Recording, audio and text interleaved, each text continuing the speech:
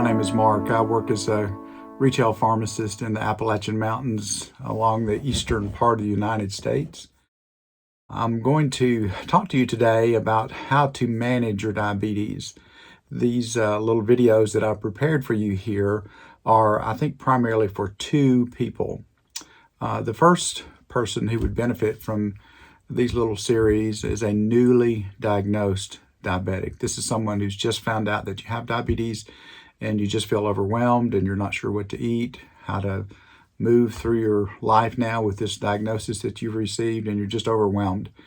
I'm going to talk to you about some ways that you can manage this, and really there are 5 things that you'll have to do every day, but I'm not going to talk to you about that first. I want to tell you a little story before I do that. But these will be very helpful for a newly diagnosed diabetic. Second person who might find these little sessions helpful is someone who's had diabetes many years, but you're struggling. You feel like you've kind of lost your grip. You're going backwards. It seems like your disease is not getting better, it's getting worse, and you're just not quite sure what to do. So I'm going to cover a few things with you in these little sessions about how to improve your management of your diabetes.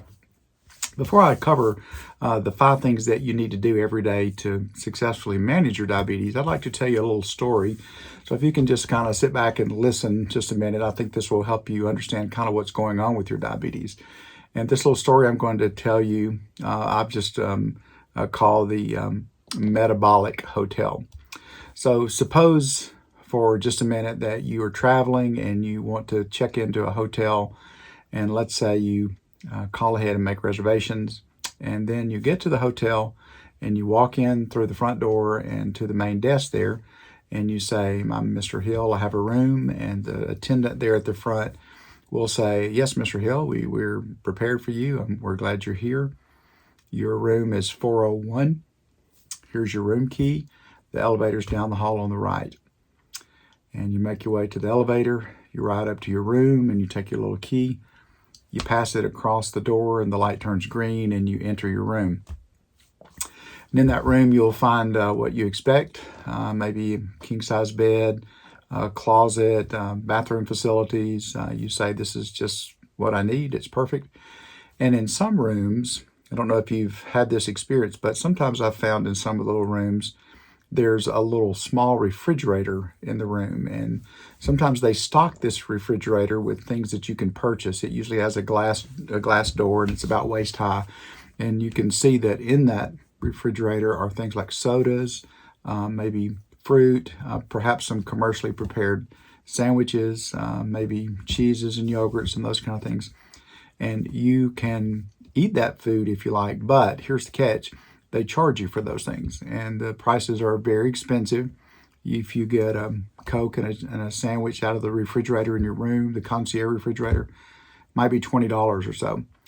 And so let's suppose that you were hungry and you said, "I don't want to eat that $20 food out of the refrigerator. I'm just going to order room service." And so you pick up the phone and call the front desk and say, "Hey, I'm a little hungry. I'd like to order some room service. Can I order a cheeseburger, fries, and a soda?" And the attendant at the front desk would say, "Sure, no problem. We'll send it right up." And in just a few minutes, there's a knock at the door, and you go to the door, and the bellhop will say, "Room service, I have your meal." And if you try to open that door in this little scenario, you may find that the door will not open. And so the bellhop would say, "Well, I'll tell you what, I'm just going to set your meal right outside your door. As soon as you get that door open, you can get your sandwich, and it's right here." You say, "Okay, well, let me work on it." So you go and get your room key and you pass it in front of the door, but the light is red. The door will not open. So what you might do is call the front desk and say, "Hey, this is Mr. Hill. I'm up in room 401. I ordered a sandwich and the bellhop brought it, but he can't get the door open." And the front desk might say, "Well, I'm so sorry about that. I know you're hungry. I'll send another plate up in a minute." There's another knock at the door.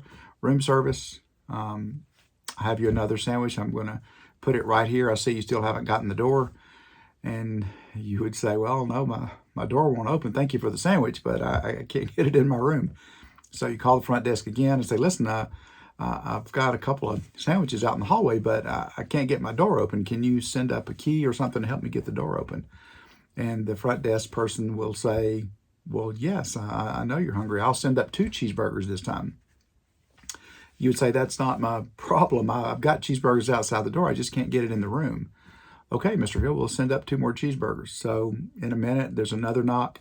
Then there are 4 cheeseburgers, and then 4 more, and 10 more, and 20 more. And eventually, let's suppose for our little story here that you wind up with maybe 200 or 300 hamburgers stacked outside your room, but you can't get the door open. So the front desk brings new keys. The keys won't work, and you're trapped inside your room with lots of food right outside the door, but none in your room. So if you found yourself in that situation and you were hungry, you might say to yourself, well, I'm going to have to eat the food out of that little refrigerator because I'm really hungry. So let's suppose that you ate everything in the refrigerator and consumed all of that food, and then took your key over to the door again and passed your key in front of the door, and this time the light turned green. And you opened the door and took a couple of the plates in and said, I'll eat those later. But you were able to replenish the things in your room now that the little refrigerator was gone. Well, this little story is a little silly, but it's very much how diabetes works in your family, in your body. There are some analogies I'd like to talk to you about, and here's how that little story relates to your diabetes. In that little story, the front desk that I taught you about is analogous to what we would call our brain or our central nervous system. The room where you stay would be the individual cell in your body. The room key that opens the door is analogous to insulin. The hallway would be considered the blood vessels. The telephone in the room would be analogous to the hormonal pathway that we would use to communicate with the brain. The little refrigerator that's in the room stores energy stores, which in your body are called glycogen stores. And there are some things we didn't talk about, but the body also, if it cooks all the food in the kitchen, it may have some emergency things like freeze-dried food that they could send up if they depleted all their food.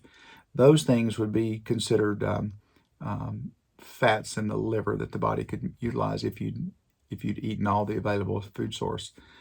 The bellhop that brought the food would be considered the intestinal tract or the digestive tract. So here's what happens with someone who has diabetes. In the individual cell, we have little glycogen stores, which are for emergency use, but the body does not want to use those. Those are hard to replace and expensive, essentially, for the cell. And so when the cell needs to perform some function, it prefers to use the food sources that are available in the bloodstream. That would be its first choice, and that would be similar to us wanting to order room service instead of eating what's in the refrigerator. The door, however, will not open because the key that normally opens the door, which is insulin, for some reason or another, and we do not know why, in type 2 diabetics doesn't work. This is called insulin resistance. We have tested people, and actually we've drawn blood on some people who have diabetes, and when we've examined their blood, we've determined they actually have too much insulin. They're already making insulin. The problem is that the insulin that's there does not work.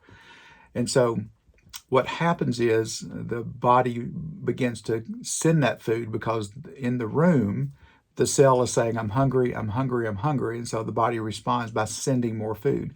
And the food just begins to build up in the bloodstream, which is analogous to our hallway. So eventually the sugar is very high in the bloodstream, but inside the cell it's very low. And what happens, the body eventually will say, I have to use my emergency fuel now, which is the glycogen. And when those glycogen stores are depleted, insulin works again.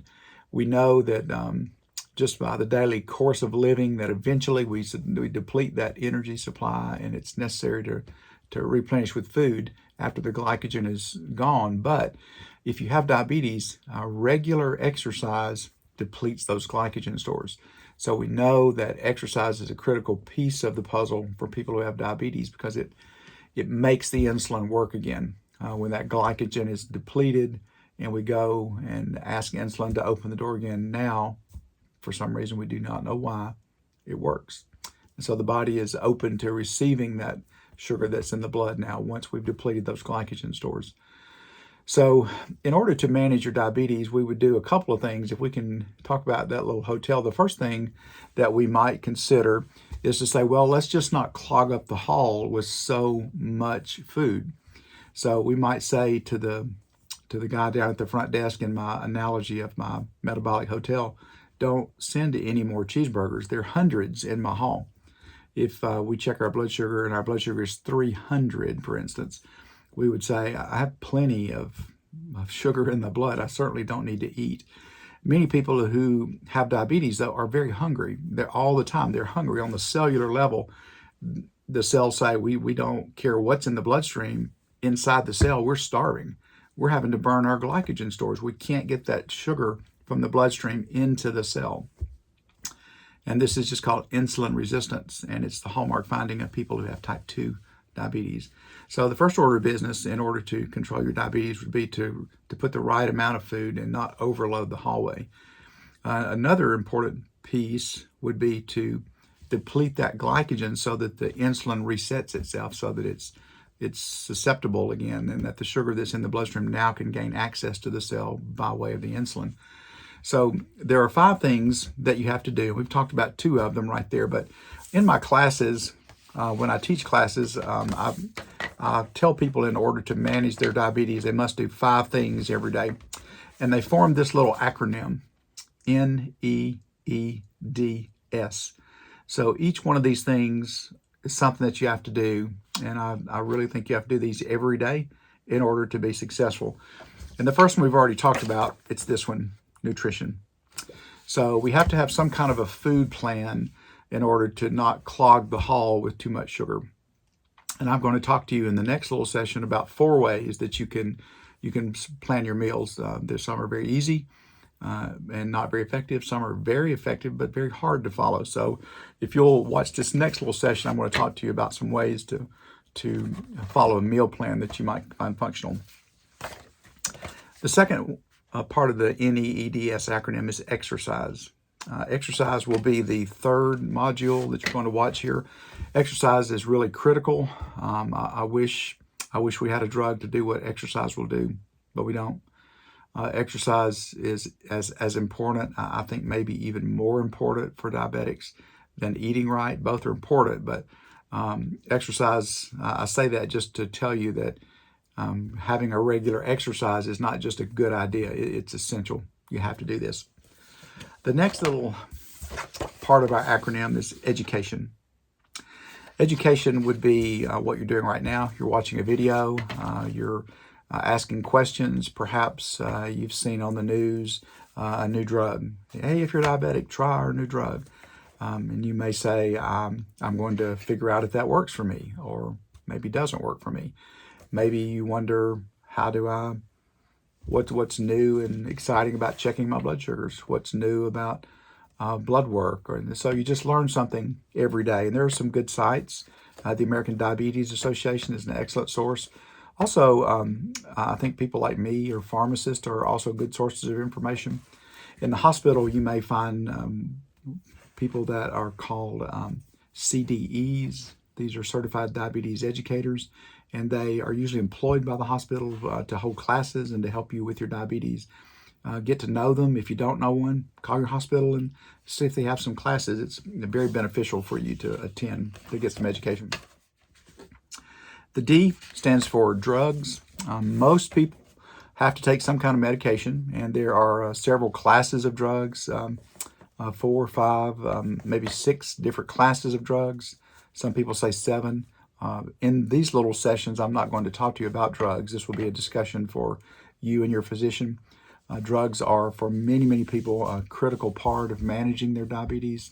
That's the way that they feel the best, is by taking their medicine. That brings us to the last part of our acronym, self-monitoring. Self-monitoring, for most people, involves a finger stick. There are some meters now that use a very small amount of blood. If you are using an old meter, it hurts. I would encourage you to let's see, about a new meter. The new meters now require an amount of blood about as small as a period at the end of a sentence. So very small amount of blood. There are some newer technologies now that are called continuous glucose monitors, and these are little sensors that you attach to the back of your arm, and they continuously read your glucose 24 hours a day. You can download an app so that it tells your phone exactly what your blood sugar is. It also will record what's been happening with your blood sugar and give you trends and peaks and valleys, and it helps us determine when your sugars are low and when they're high. So this is an essential part of managing your diabetes. So the way to manage your diabetes is by following this acronym every day: nutrition, exercise, education, drugs, self-monitoring. Very easy for me to tell you to follow that acronym. Entirely different subject to do it. So I hope you'll watch the next couple of videos. The next one we're going to do will be simply on nutrition, some ways to eat properly. The third one will be exercise. Exercise is a critical piece. So those two, nutrition and exercise, probably if we can get a handle on those two, that's more than 50% of what's required to manage your program every day. If you would like to have some additional information, you can reach out to me. I'll put my email down at the bottom. I work in a store, but I'll be glad to email you or talk to you if you'd like to set up some time. I'll be glad to make some time for you if you have some individual questions for me. But I'm glad you found the little site today. I hope it's been helpful. Just remember to do those 5 things: nutrition, exercise, education, drugs, self-monitoring.